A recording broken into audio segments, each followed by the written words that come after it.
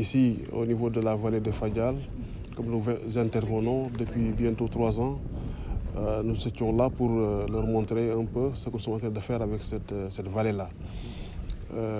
Nous avons entamé en leur dotant un peu en intrants, que ce soit des semences ou des fertilisants, en leur dotant d'équipements. Nous envisageons aussi d'aménager la vallée. Je pense qu'hier même, des entreprises étaient là, entreprises qui vont bientôt soumissionner pour qu'on puisse bloquer le sel. Parce qu'il y a le sel qui gêne quand même l'exploitation au niveau de cette vallée. Il est possible de tripler le niveau des emblavures que nous avons autour de cette vallée. Je pense que cette année, ils ont emblavé autour de 85 ou 86 hectares. Il est parfaitement possible d'aller jusqu'au-delà de 250 hectares, mais à condition de bloquer le sel qui, si on ne le bloque pas, risque un jour d'empêcher à ce qu'on exploite cette vallée qui polarise une dizaine de villages et qui peut parfaitement permettre d'avoir une autosuffisance locale. Il faut augmenter le niveau d'équipement. Nous avons vu beaucoup de tas de riz qui attendent du battage, donc il faut plus de battage. Nous pensons qu'il faut plus de machines pour récolter. Nous pensons qu'il faut plus de tracteurs pour les aider à faire les labours. Nous pensons qu'il faut plus de machines pour blanchir le riz, c'est-à-dire des décortiqueuses et autres. Mais aussi montrer que c'est extrêmement pertinent l'aménagement que nous envisageons de faire autour de cette vallée.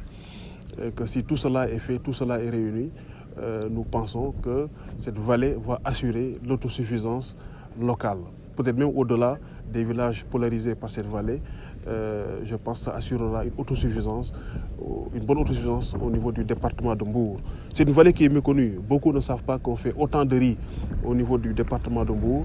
Je pense que c'était important de venir ici et de montrer que oui, il y a de braves dames, de braves personnes qui font beaucoup de riz ici et que si on les soutient, on ira beaucoup plus loin. Ce que nous souhaitons, c'est de bloquer complètement le sel pour que tout le potentiel de la vallée qu'on puisse l'emblaver.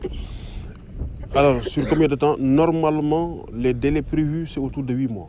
Maintenant, à condition que les entreprises qui seront choisies ne soient pas des entreprises défaillantes. C'est véritablement la seule crainte que nous avons. Aujourd'hui, nous avons une vingtaine d'entreprises qui ont déjà acheté le dossier d'appel d'offres.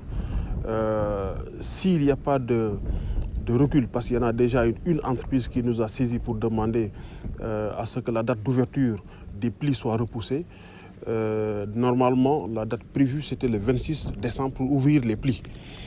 Maintenant, nous sommes en train d'étudier cette requête. Et probablement, si cette date est repoussée, ça grignotera un peu sur 2024, mais notre ambition est de tout faire pour que l'intégralité de l'aménagement soit réalisée pendant cette saison sèche 2024 et qu'à l'hivernage 2024, que les braves dames puissent retrouver leurs parcelles pour exploiter dans de meilleures conditions la vallée.